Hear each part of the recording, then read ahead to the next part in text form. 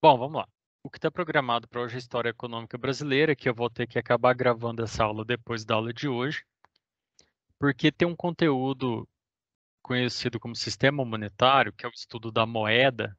É um tema que estava envolvido em uma aula relacionada ao PIB, mas o PIB acabou tomando a aula toda, então nesse conteúdo estava previsto moeda e inflação. A inflação ela está relacionada, a gente vai falar um pouquinho dela, mas a inflação acompanha o assunto da moeda, tá? Então a gente precisa entender alguns pontos. Isso foi até uma pergunta de um aluno que não foi dessa turma, tá? Relacionado a esse entendimento melhor da questão do sistema monetário, tá?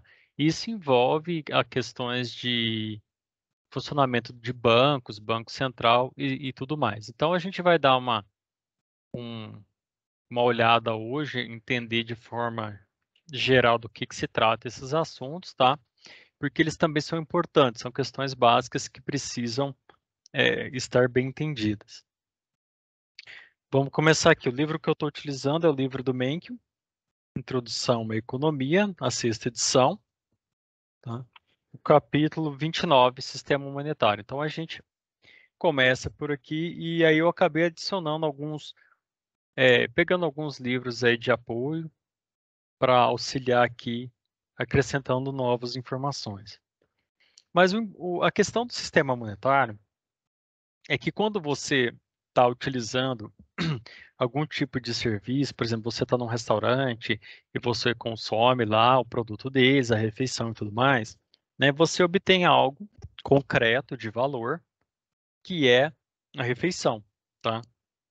Então você satisfez. E na hora de você pagar, o, o caixa lá, ele está recebendo, ele recebe ali o dinheiro, o cheque, o cartão, o que for, tá? Independente, independentemente da forma que você vai estar fazendo esse pagamento, né, um restaurante ele vai aceitar aquela moeda, né, aquele pedaço de papel, como forma de pagamento, tá? Porém, a moeda, o papel moeda em si, ele não tem nenhum valor próprio, tá?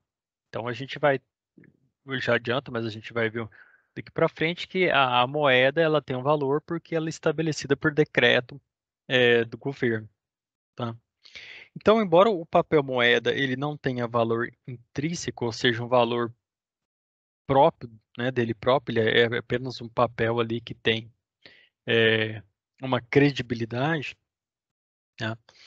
Então, as pessoas aceitam essa troca de moeda no nosso sistema monetário porque elas estão confiantes de que outras pessoas vão aceitar quando então você recebeu o dinheiro, né, nas suas relações comerciais e você depois vai passar esse dinheiro para frente, né, na esperança, na expectativa, na confiança de que outras pessoas vão estar aceitando receber aquele papel, né, aquela papel moeda.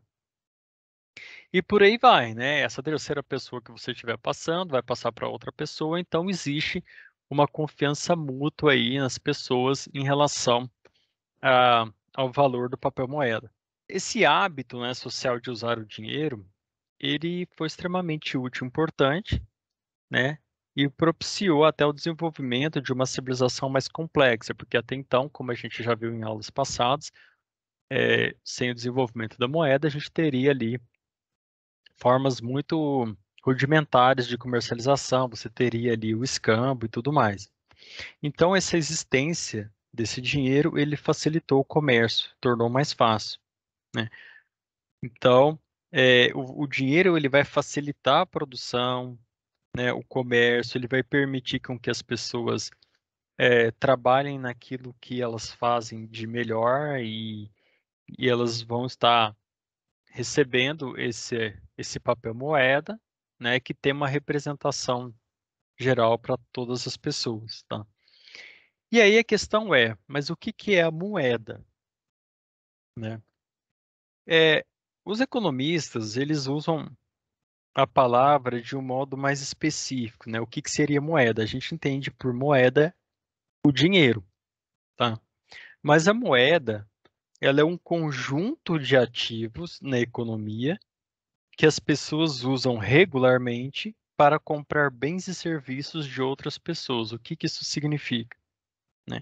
Então, o economista ele considera a moeda conjunto de ativos que se utiliza com regularidade para comprar bens e serviços, tá?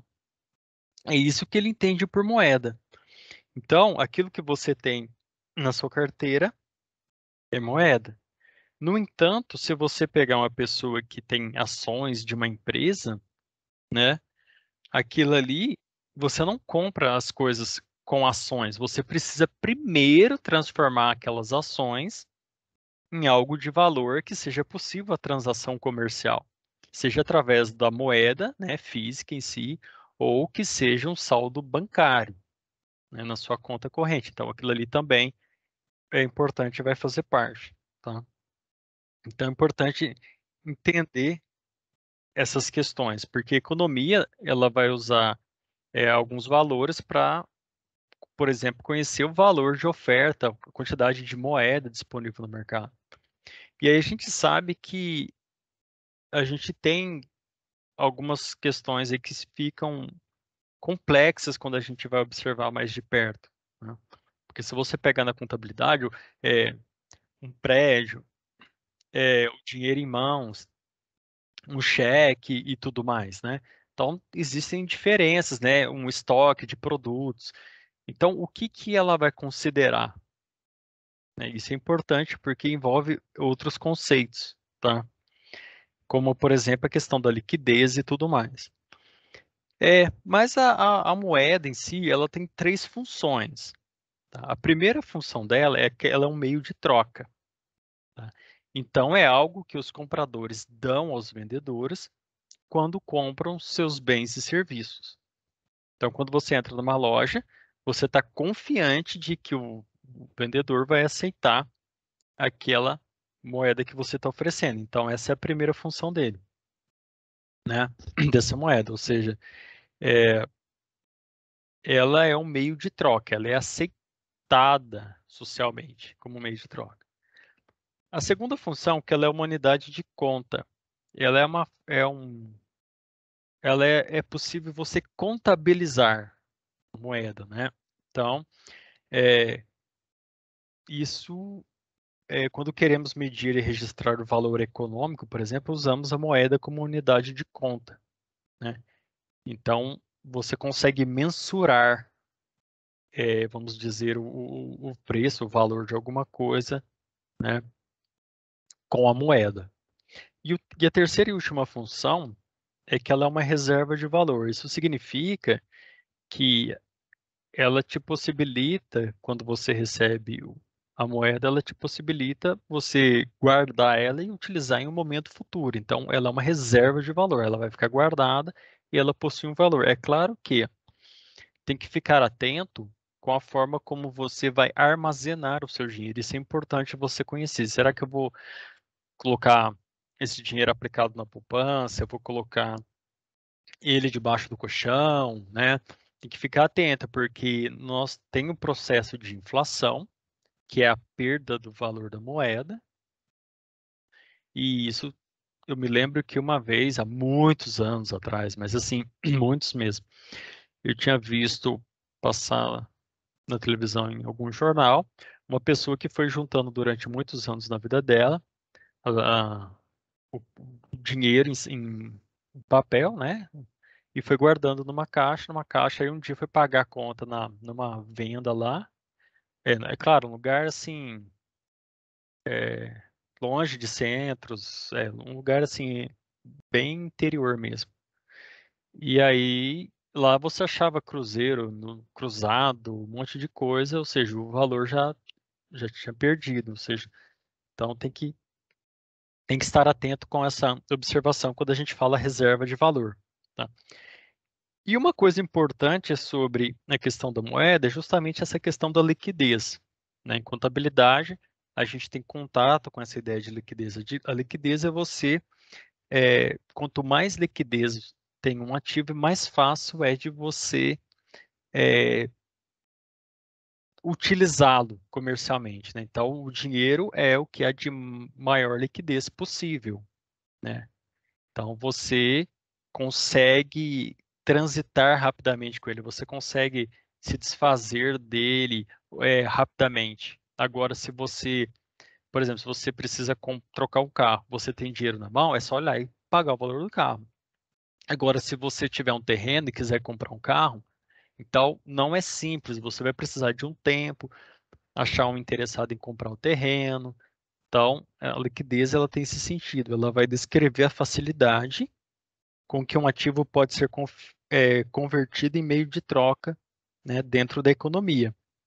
E a moeda é o mais líquido de todos os ativos disponíveis. Uma coisa que é interessante, que eu acabei me adiantando, né, é que quando as pessoas elas decidem qual forma elas vão manter sua riqueza, elas precisam levar em consideração não só a liquidez do ativo, que ativos mais líquidos, eles são mais interessantes, você consegue interagir economicamente rápido, né, de forma rápida, mas você não tem que pensar apenas na questão da liquidez, né? Porque o problema da liquidez da moeda é que ela, embora ela tenha essa característica de reserva de valor, né, os preços sobem e o valor da moeda cai. Então você tem que saber exatamente como que você vai fazer para utilizar para evitar essa degradação no valor da moeda. E existem alguns tipos de moeda que são interessantes, né? Quando a moeda ela assume a forma de uma mercadoria com valor intrínseco, ou seja, um valor próprio, ela é chamada de moeda mercadoria. O exemplo de moeda mercadoria é o ouro, tá? Então, o ouro, ele não tem um decreto falando exata quanto que o ouro vale. O ouro em si, ele já carrega um valor próprio, né? Enquanto a moeda é um papel, o ouro ele é um metal, ele tem utilidades, ele tem algumas características, então ele por si só ele já é valorizado, tá? Ele já tem um valor intrínseco, que é um valor próprio. Mas não é esse tipo de moeda mercadoria, embora eu tenha citado ouro, existiu outros tipos de moeda mercadoria ao longo do tempo, tá? Então, você consegue detectar aí diferentes moedas mercadorias, ou seja, não era o dinheiro em si, mas eram produtos que eram utilizados em transações comerciais, né? Um exemplo interessante é o cigarro. O cigarro já foi utilizado algumas vezes como moeda mercadoria, né? Ele é utilizado na transação comercial. Então, ele foi utilizado no fim da União Soviética, quando teve o colapso econômico lá. Então, algumas pessoas preferiam comercializar em cigarro do que na própria moeda da União Soviética. Em campos de prisioneiros, em períodos de guerra, presídio. Então, o pessoal usa cigarro ali como valor de troca. Ó, corta o cabelo, quanto que é? 4 cigarros. Então, só para vocês terem uma ideia que não precisa ser exatamente o dinheiro, né? Mas existem produtos que têm essa função também de moeda, que podem servir como moeda em determinadas situações específicas. Mas a moeda sem valor intrínseco, que é o dinheiro do papel que eu estou falando, né? Ela é chamada de moeda de curso forçada, ou fiat money. Isso significa que o instrumento utilizado é moeda por decreto governamental. Então, o dinheiro que nós temos na carteira, R$ 50, ele tem esse valor porque foi um decreto governamental que estipulou esse valor, tá? E ele vai ali cumprir a sua função. Só que é importante ter em mente que não é só porque o governo decretou, né, que a moeda passa a ter um valor por si mesma. Por quê? Porque a aceitação do valor da moeda depende da aceitação das pessoas da moeda. Então, uma parte é o governo falar que está valendo alguma coisa. Ó, então, decreta oficialmente que esse papel aqui tem um valor.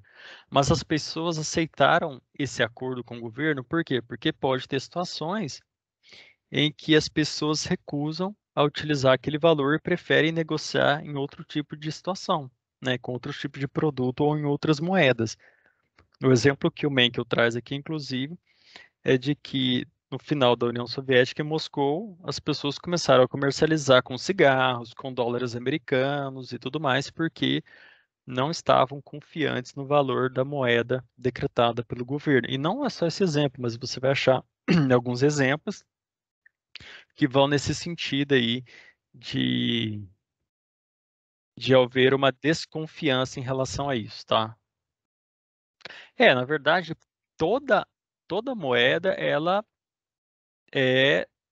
ela tem esse valor por causa de um decreto governamental. Então, olha, o governo falou através do Banco Central, então há um acordo de que o país vai produzir aquele tipo de moeda, ela tem um valor, né? Porque se você pensar bem, eu estou trazendo essa reflexão, é que aquilo ali é um pedaço de papel, tá? Que ele não tem um valor intrínseco. Então, as coisas funcionam no mundo porque todo mundo aceita. Então eu pego o dinheiro, vou pagar o pedreiro que aceita o dinheiro, o pedreiro vai pagar o mecânico, as coisas funcionam bem assim. Mas por si só aquilo não tem um valor. Então é o fruto de uma convenção social, as pessoas aceitam, além de uma regra, né, imposta. Mas se for só a regra e as pessoas recusarem, aquilo acaba não funcionando bem. Então se você desconfia de que de fato aquela moeda as pessoas vão querer aceitar, ou se você acha que aquilo ali não é válido, você vai preferir fazer acordos em outras moedas ou com outros produtos, tá? A quantidade de moeda em circulação na economia, que é o ponto que eu quero chegar aqui que é importante, ela é chamada de estoque de moeda. O estoque de moeda, que é essa quantidade de moeda que tem dentro de uma economia, por exemplo, de um país, o Brasil, né? Então, ela acaba tendo influência sobre algumas variáveis econômicas importantes. Tá? Então, é importante ter esse controle e ter essa informação de saber qual que é a quantidade de moeda que está disponível no mercado. Tá? É, e o que é considerado quantidade de moeda? Né? Os economistas eles levam em consideração, tá? É, não levam em consideração todos os tipos de valor que você encontrar pela frente. Tá? Não é qualquer coisa que eles consideram como moeda. Eles consideram a moeda corrente, que são essa moeda em papel, as moedas e tudo mais. Então, isso é a moeda corrente, é o dinheiro mesmo, tá? Só que ele não é o único ativo que é utilizado para comprar bens. Você pode ir numa loja e não usar esse tipo de moeda física. Você tem outras formas de fazer o pagamento, né? Então, o cheque, por exemplo, é um exemplo. Só que o cheque, ele ele é considerado, né, o que que é um depósito à vista? É o saldo em conta corrente. Então, quando você dá um cheque para alguém, o que acontece é que essa pessoa vai utilizar o cheque e vai descontar na sua conta corrente. Então, o cheque, por exemplo, você tendo saldo na sua conta corrente, que é chamado de depósito à vista, isso também é considerado moeda. Então, na hora dos economistas determinarem qual que é o volume, a quantidade de moeda que tem dentro de um país, eles vão somar toda a moeda corrente que circula no país, né, mais todo o saldo dentro das contas correntes das pessoas e tudo mais. Eles precisam chegar num número. E aqui eles enfrentam um problema. Por quê?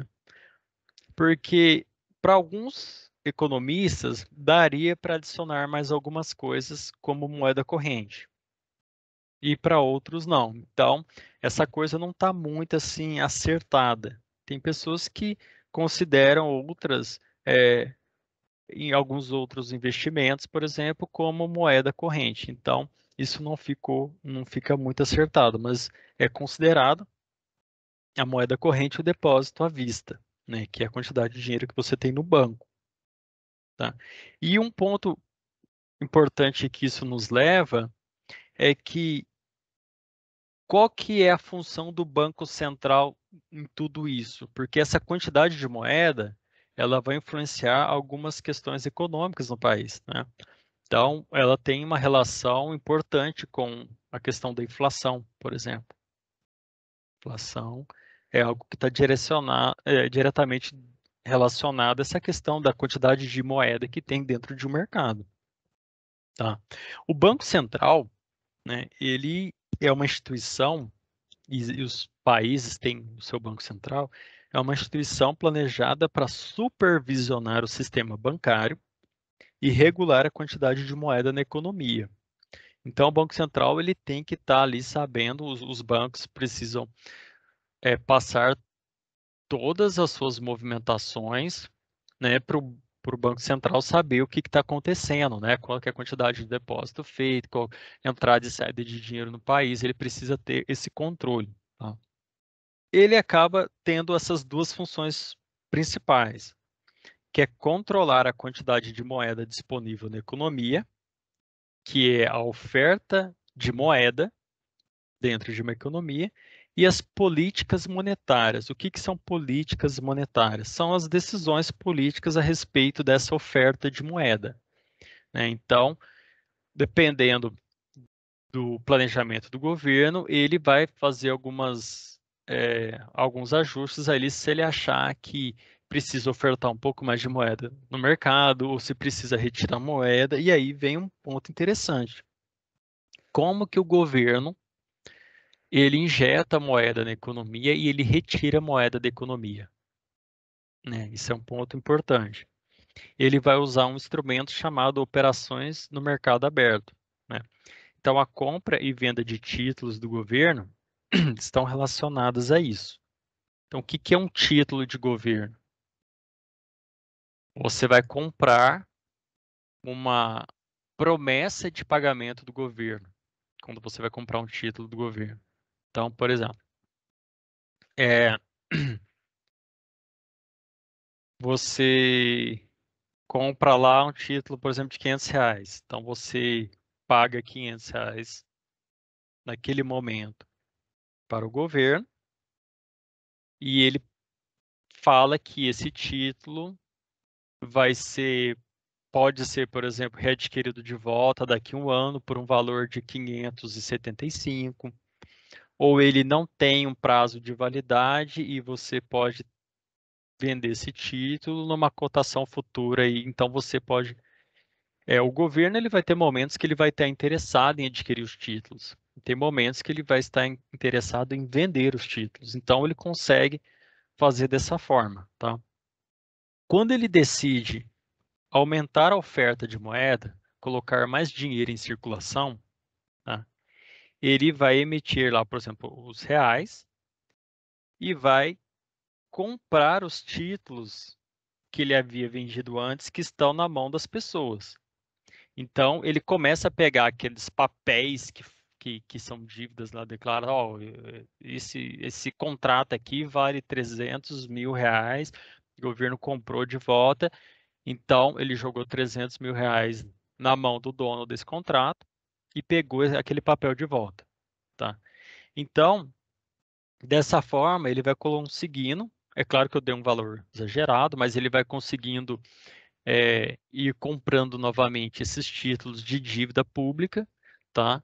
E ele vai jogando dessa forma mais dinheiro dentro da economia. Por quê? Porque as pessoas trocaram um papel que não tinha como comercializar, vamos colocar dessa forma, e agora as pessoas estão com mais dinheiro na mão. E esse dinheiro a mais na mão das pessoas vão ter um reflexo dentro da economia, tá? E como é que ele faz se ele quiser diminuir a oferta de dinheiro dentro da economia? Aí ele vai fazer o caminho oposto, né? Aí ele vai estar vendendo os títulos, tá? Aí ele está mandando papel carimbado na mão das pessoas e pegando o dinheiro que está na mão das pessoas e indo para a mão dele. Ele consegue, de alguma forma, aumentar e diminuir a oferta de moeda dentro da economia. Isso é importante porque muito do valor da moeda está relacionado justamente à questão da oferta e demanda.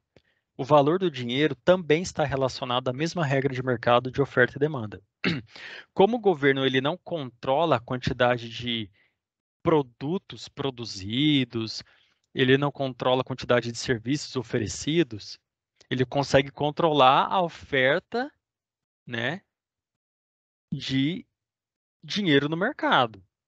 Então, se cresce muita quantidade de produtos e serviços e começa a ter uma certa falta de dinheiro no mercado, o que que ele faz? Ele precisa jogar mais dinheiro nesse mercado, tá? Para as coisas fluírem melhor, para as coisas girarem melhor. Porém, o contrário também acontece. Pode ser que nós passamos por um período de recessão econômica, as coisas não estão vendendo muito, as coisas estão mais paradas. E se ele deixar aquele excesso de dinheiro que agora está se produzindo menos bens e serviços, se ele deixar aquele excesso de dinheiro, aquilo ali tende a gerar uma inflação, ele vai desvalorizando, tá? Por quê? Porque o produtor, ele percebe que é, tudo que ele produz, ele está vendendo. Então, ele consegue também, tem essa questão da FGTS também pode estar ligada a isso, tá? O FGTS pode estar ligado a isso, como também pode estar ligado a ajudas. Ele pode ter outros motivos, mas essa questão do FGTS também pode ajudar nessa questão, tá? Não sei se o objetivo é esse, mas faz sentido sim que ele possa ser usado dessa forma. Então o governo ele precisa estar atento a essa oferta no mercado. Então ele precisa, às vezes ele precisa jogar um pouco mais de dinheiro, às vezes ele precisa recolher um pouco de dinheiro, tá? Isso vai da questão da política do governo. E aí entra uma questão interessante que são os bancos, né? Como que vai funcionar os bancos? E aqui é muito interessante o modo como os bancos funcionam e tudo mais. A gente entender um pouco melhor. É claro que é um assunto mais complexo, mas a gente já consegue ter algumas ideias interessantes. Inclusive o autor, para ajudar o entendimento de como que o banco consegue multiplicar o dinheiro, né? Ele vai ensinando os passos aqui com calma, tá? Então, é, a gente tem que lembrar que a quantidade de moeda, né, é considerado tanto a moeda corrente, o dinheiro no papel, quanto os depósitos, né, à vista, que são o dinheiro que você tem nos bancos. E essa quantidade de moeda que o governo soma lá e vê quanto que dá, ele tem um valor lá, aí ele vai acompanhando esses valores para ver se vai ter mais necessidade de emitir moeda ou não, tá? Então, é interessante. Os bancos, eles têm um papel interessante dentro do sistema, porque ele tem algumas funções, uma delas é proteger, guardar o dinheiro.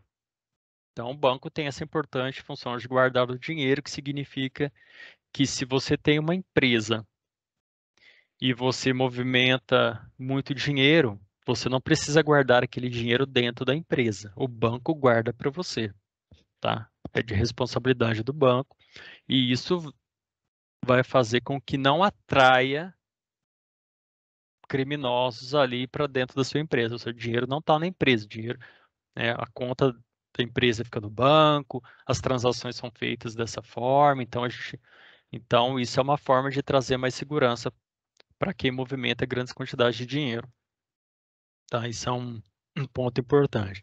A outra coisa é que o banco ele consegue lidar com uma quantidade de dinheiro muito grande, né? Então ele permite grandes transações comerciais, ele consegue fazer isso, ele consegue também disponibilizar o dinheiro para quem está precisando, né?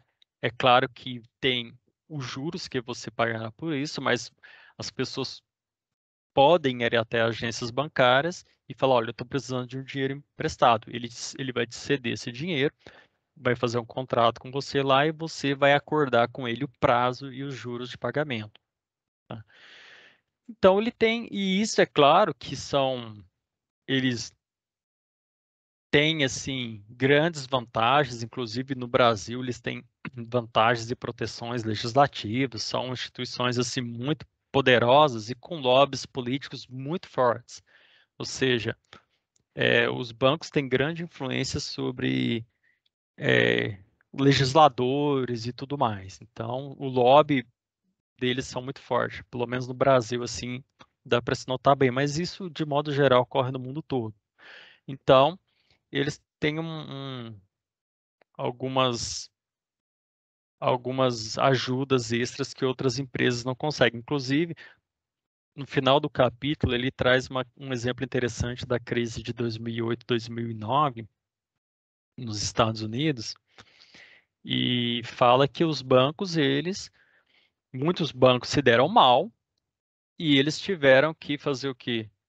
O governo americano teve que socorrer esses bancos.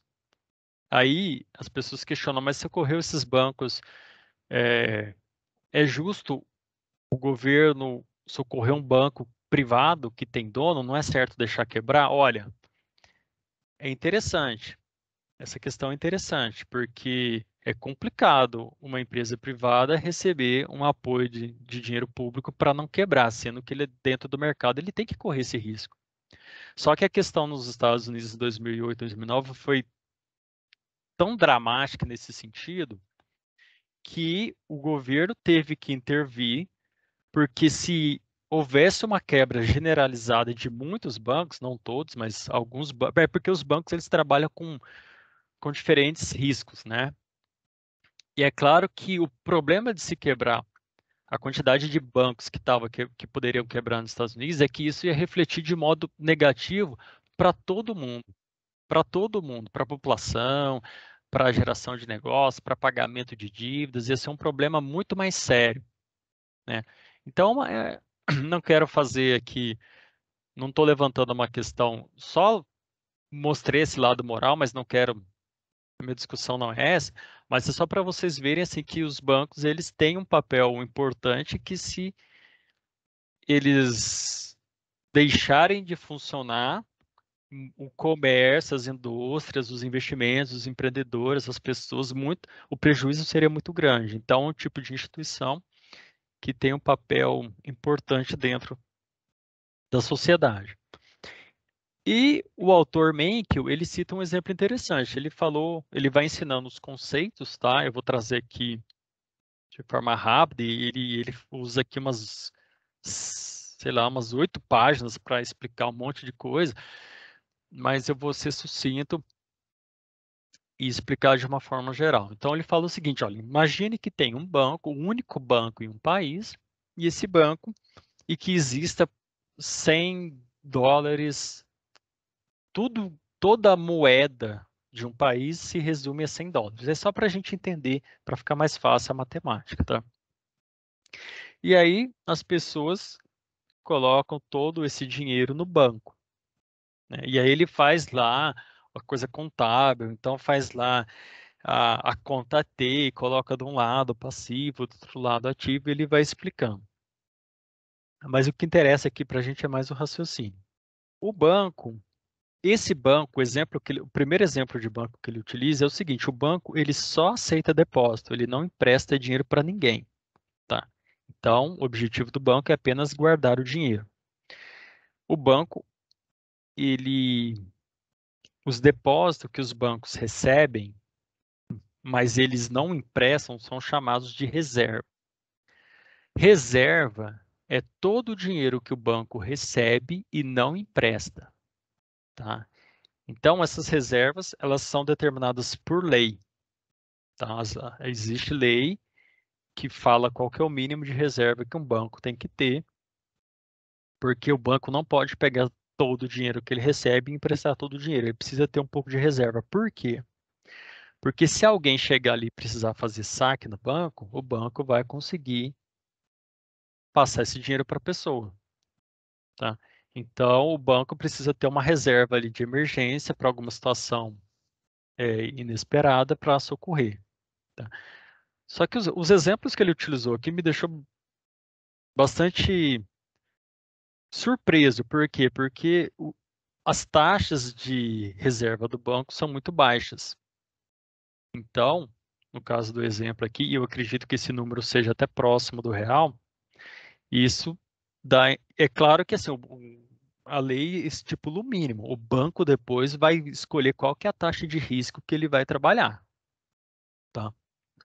Porque é o seguinte, se você chegar nos bancos, se você for chegar no banco e sacar o seu dinheiro, você consegue. Se São João inteira for no banco sacar dinheiro, o banco não tem dinheiro para devolver, porque ele não tem esse dinheiro.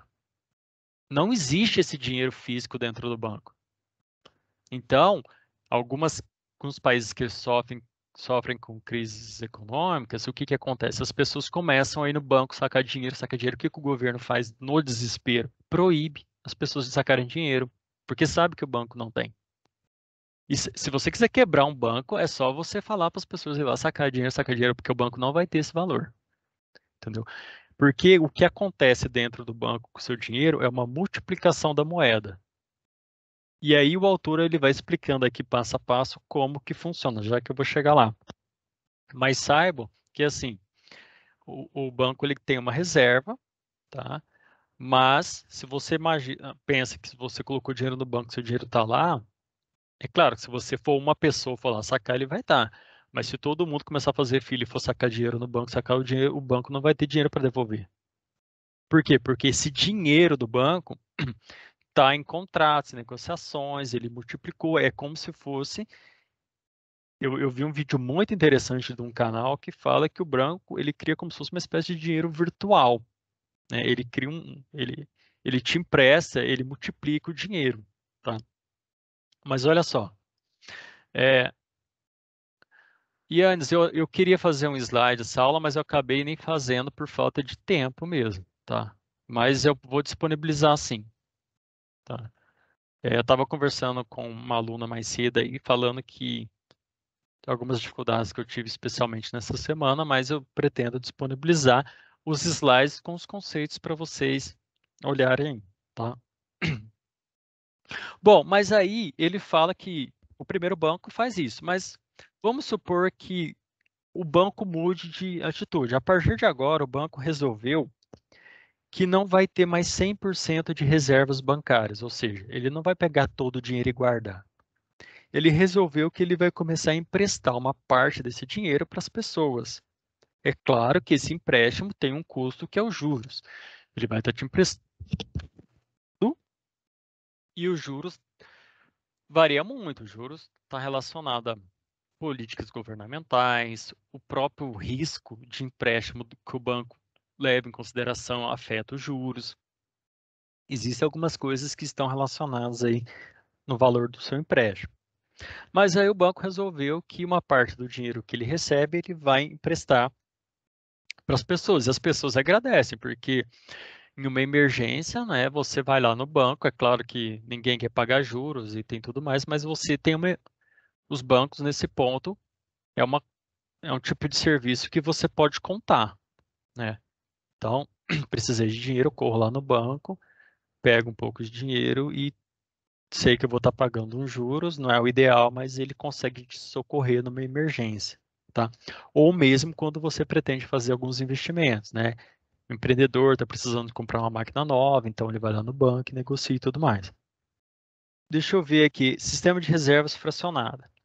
Esses sistemas de reserva fracionada é justamente esse modelo de banco, no qual uma parte do dinheiro é obrigatoriamente a reserva do banco, o banco não pode fazer nada com esse dinheiro, tem que guardar esse dinheiro, e a outra parte ele pode sair emprestando, tá? A fração dos depósitos que o banco mantém como reserva é chamada de razão de reserva. Então, aquele dinheiro que o banco não pode emprestar é chamado de razão de reserva. Se o banco recebe $100 em depósito, então ele dá o exemplo novamente. Então, o banco, todo mundo depositou dinheiro no banco, o banco está com $100 lá guardados. Porém, agora o banco vai começar a emprestar dinheiro.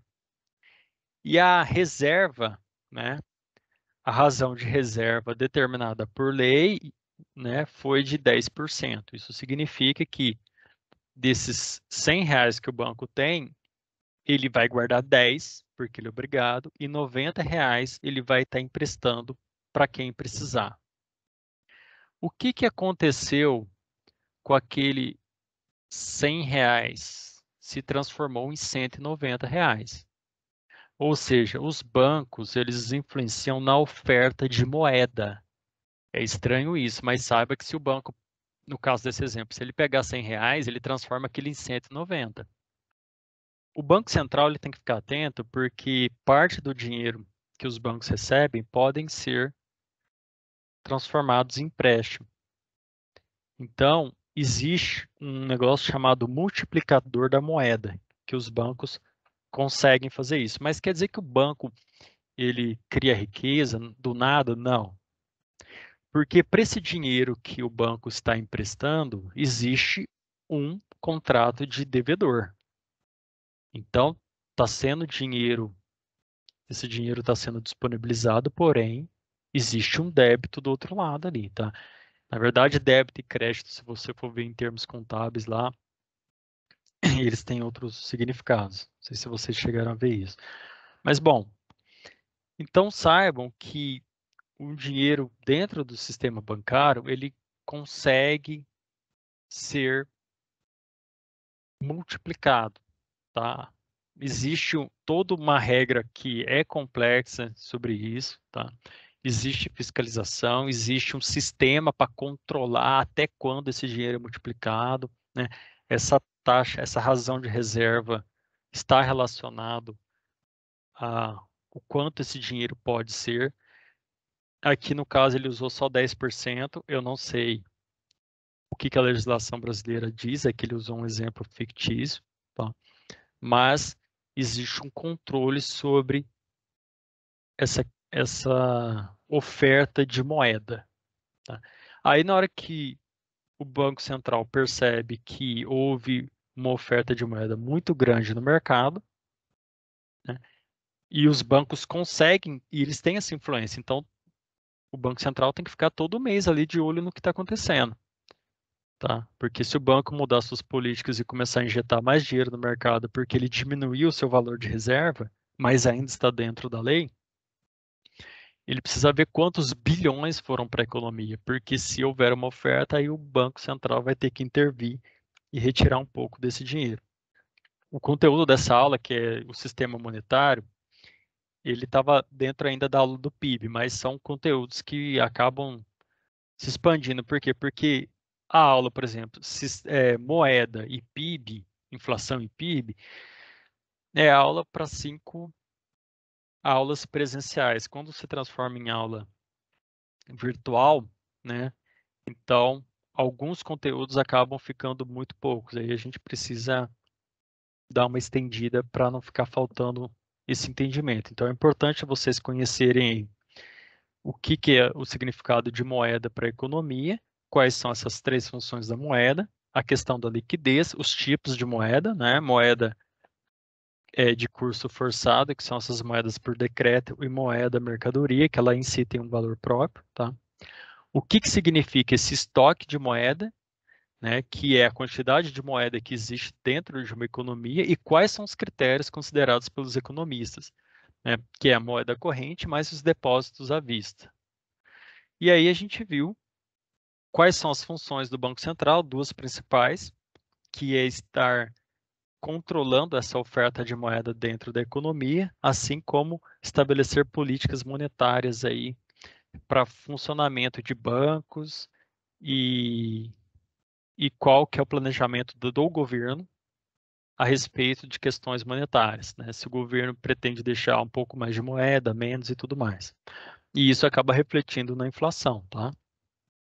E aí nós vimos que os bancos, eles têm algumas características, é claro que a gente destacou as principais, ele tem algumas características importantes. Então, as pessoas têm interesse no serviço bancário, né? E eu já precisei de ir no banco algumas vezes. Então, olha, precisava mudar de casa, e eu precisava pintar a casa, não tinha dinheiro, que eu tinha achado uma outra casa, né? Isso é quando eu morava em outra cidade. e aí não tinha, meu salário da prefeitura não dava, o que que eu precisei? Correr lá no banco, o banco me quebrou o galho e paguei os juros, tudo mais, divide isso em 18 meses, aí no final você acaba pagando uma quantia maior, mas é o preço que eu tive naquele momento para o banco me socorrer, tá? Não tive escolha. O banco tem essas funções importantes dentro da economia, tá? Ele, ele ajuda, ele fornece informações de controle, ele guarda o seu dinheiro, ele te empresta quando necessário. Não tô, é, parece que eu estou aqui fazendo uma coisa moral para o banco, mas assim, banco é cruel, tá? Todo mundo sabe que banco, de modo geral, é cruel porque é, eles têm uma legislação forte que protege os bancos. No Brasil existe um lobby muito forte de proteção para o banco, então a gente não sabe, mas você imagina a quantidade aí de pessoas importantes que podem estar aí sendo patrocinadas por bancos e depois a pessoa chega lá em cima, ela vai atender os interesses do banco, né? Como deputados, senadores, o que for. Os bancos, eles oferecem o dinheiro, os juros do Brasil não é barato, os bancos têm grandes ganhos em lucros, tá? E dificilmente você vê banco tendo problemas, assim, em caixa. Eles costumam ter grandes margens de lucro, tá? E quando os bancos entram em situações muito complicadas, né, algumas vezes eles ainda podem passar aí pelo socorro do governo. Foi o que aconteceu nos Estados Unidos em 2008, 2009, né? Por quê? Porque o prejuízo de não socorrer os bancos seria muito grande. É claro que essa coisa não pode ter ficado barata, porque na verdade o governo americano comprou várias partes de bancos, de vários bancos, né? Ele não ajudou e ficou por isso mesmo. Ele comprou parte dos bancos, né? É, porque aí ele passa o dinheiro para o banco e ele, como proprietário do banco, ele agora está como cuidando ali para o banco não falir. Por quê? Porque se falha a quantidade de bancos que tinha na época, a situação ia ficar muito pior. É porque os bancos eles estão fazendo as coisas acontecerem, girarem economicamente, né? Então ele empresta dinheiro, ele possibilita grandes investimentos, ele facilita as questões comerciais. Então você tem as empresas de cartão de crédito, você tem várias coisas aí importantes, tá? Tem um livro do Thomas Sowell interessante que ele fala também sobre o dinheiro e o sistema bancário. Ele traz mais algumas informações interessantes e ele fala da questão da inflação. Já estou encerrando aqui, tá, gente? Ele fala da questão da inflação, dessa importância da oferta e demanda da moeda dentro da economia, né? Por que que a inflação ocorre, né? Um dos principais motivos da inflação é que se tem muito dinheiro, uma oferta muito grande de dinheiro dentro de uma economia, quanto mais dinheiro está na mão das pessoas, mais elas consomem. Aumentando o consumo, quando a gente pensa em aumentar o consumo, a gente está falando no aumento de demanda de produtos, tá? Só que você tem que ver se a oferta de produtos ela está acompanhando a demanda, tá? Se a oferta não estiver acompanhando a demanda, ou seja, as pessoas estão com mais dinheiro, estão querendo comprar, a produção não está conseguindo acompanhar, o que que acontece? Acontece a elevação dos preços, lembra? Porque o produtor, ele sempre está querendo ganhar mais em cima do seu produto. Então, ele está produzindo 100 unidades, está vendendo 100 unidades, está produzindo 100 unidades, está vendendo 100 unidades, e isso é incomum, porque geralmente ele produz 100 e vende 89, ele percebe que está vendendo tudo, o que que ele faz? Ele quer ganhar mais, então ele aumenta o preço. Ele aumentou o preço, continuou vendendo 100, ele aumenta mais o preço, até chegar um momento em que o preço estabilize a produção dele. Uma das opções. Outra opção, ele vai aumentar a produção, mas os produtores, as pessoas, E é claro que esse efeito não é imediato, as pessoas, os produtores de bens e serviços, eles percebem que há uma quantidade maior de dinheiro no mercado. Por quê? Porque de repente o consumo começou a ficar aquecido, as pessoas estão comprando mais. O que que explica? O que pode explicar? Eles podem perceber que é porque há uma oferta maior de dinheiro. E aí, automaticamente, os preços de todos os produtos tendem a ir aumentando aos poucos, né? Então, quando há muita oferta de dinheiro dentro de uma economia, há uma tendência de inflação. E aí, precisa uma intervenção do Banco Central para retirar um pouco desse dinheiro, porque ele precisa ter um certo controle ali, um equilíbrio entre oferta e demanda, tá? Se não houver esse equilíbrio, pode gerar uma inflação se houver um excesso de demanda. Então, ele precisa controlar. E inflação é um problema, porque a inflação significa a perda do valor do dinheiro. Então, se com R$ 10 em 1995 você comprava um monte de coisa, você fazia o mercado aí, uma parte, né, das compras no mercadinho e tal, com R$ 10 hoje você compra um ou dois produtos, dependendo do que você for querer comprar, ou nem compra. Então, é claro que com o tempo, o valor, o dinheiro tende a perder valor, mas tem que ficar de olho nessa desvalorização da moeda, tá bom? O Thomas Sowell ele traz outros exemplos a respeito de inflação. Ele falava que em 1900 e não sei quanto se comprava casquinha de sorvete nos Estados Unidos por não sei quantos centavos e hoje custa tanto. E ele vai trazendo uns exemplos interessantes. Ele fala que nos Estados Unidos, nos últimos 70 anos, até 2013, houve uma inflação em média de 4% ao ano. Então, isso significa que houve uma desvalorização, por exemplo, de 80% no valor. Então, o que custava $1 hoje é 20 centavos há 70 anos atrás. Ele vai fazendo umas contas lá e vai mostrando para a gente essa questão da inflação. E a inflação é um problema sério. Hoje nós temos níveis de inflação aí mais controlados, mas houve épocas, e isso está mais relacionado à história econômica brasileira que eu vou gravar para vocês, mas teve épocas no Brasil aí que a gente teve hiperinflação, década de 70, 80, 90, início de 90, que a inflação era alta mesmo. E o problema da inflação, né, é que leva as pessoas a correrem para o supermercado, porque o preço do nosso tomate hoje é uma coisa, daqui 2 dias já subiu. Então as pessoas ela tem um impulso no consumo, tá? Mas isso faz com que o consumidor perca poder de compra, né? O dinheiro dele é desvalorizado, né? Ou seja, inflação significa que cada vez mais o seu dinheiro vale menos. Então você consegue comprar menos coisa. Aí o que que é importante? É importante que o aumento do salário e da renda acompanhe pelo menos a inflação. Se acompanhar, você não ficou nem mais rico nem mais pobre.